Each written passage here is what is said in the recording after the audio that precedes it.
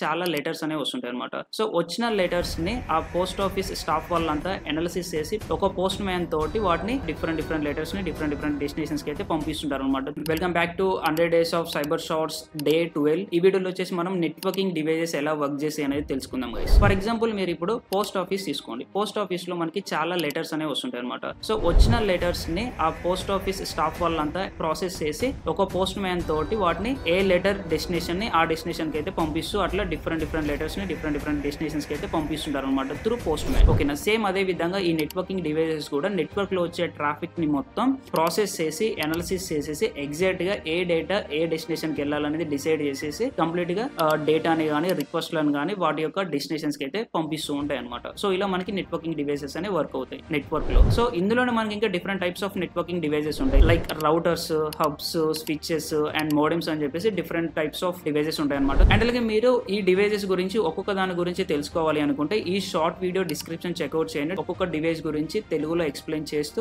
రాసి పెట్టడం అయితే జరిగింది అనమాట. ఒకసారి వెళ్ళి చదవండి. Thank you. Stay tune.